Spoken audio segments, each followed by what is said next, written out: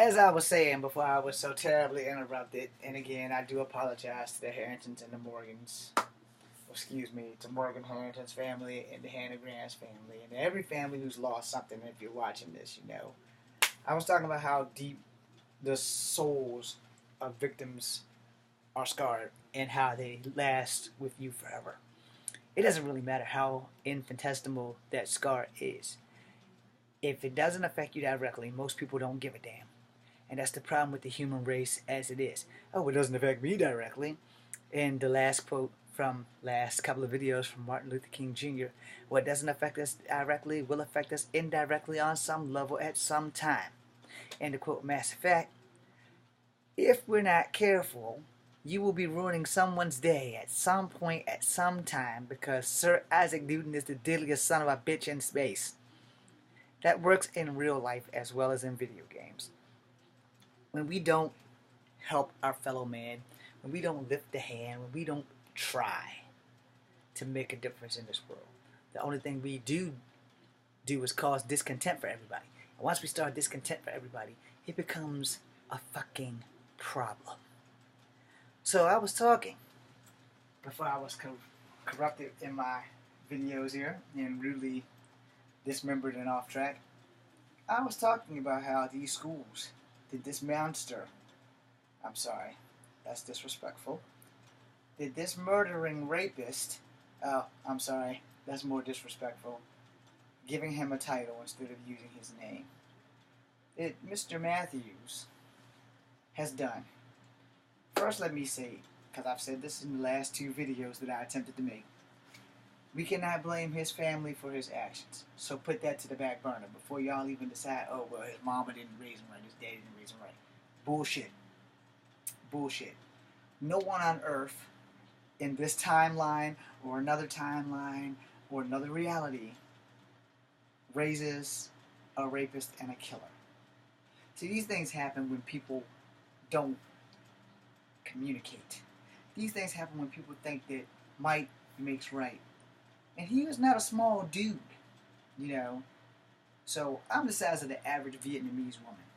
And the standard difference that makes me different from every other man that's 5'3.5" is that, if I may quote Xander from whatever movie Vin Diesel did when Triple X, excuse me, if I may quote him, then you guys can Google this shit or whatever. I live for this shit.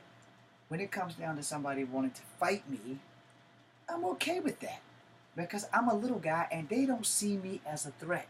And as long as you don't see me as a threat, you'll never see your victory because you don't think I can beat you. Now let's flip the script. Miss Harrington was taller than me. Miss Graham was taller than me. But the difference is these ladies are ladies of privilege.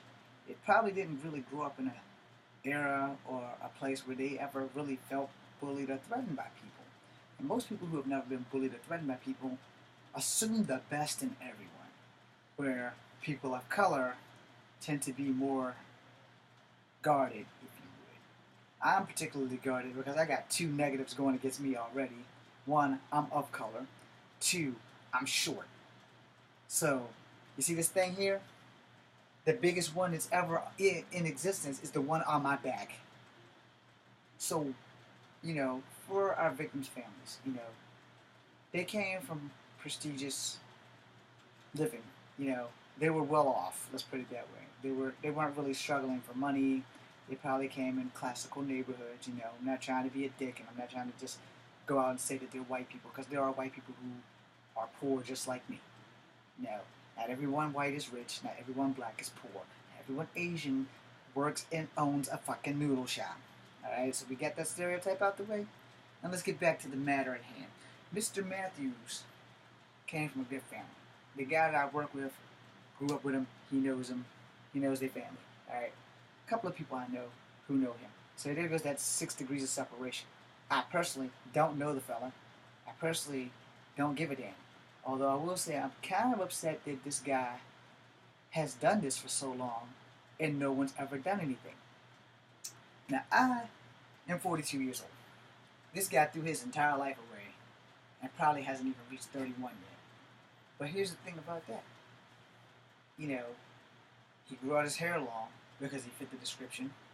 Because the sketch artist had it down pat. I growing out my hair because my father died and I promised him before he died that I would grow my ponytail back. Still working on that. Now, I've been fighting since I was 6 years old. I've been doing Kung Fu since I was 7. But I've always known right from wrong. Since I was 3 years old, I have been taught right from wrong.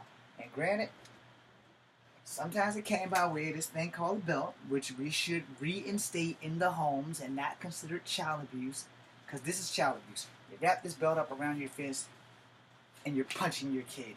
Okay, that's abuse. You swatting them on a little backside, you know, the bum, with one of these things to teach them right from wrong. I don't call that child abuse. You smacking a hand, it's not child abuse. You know, it's discipline.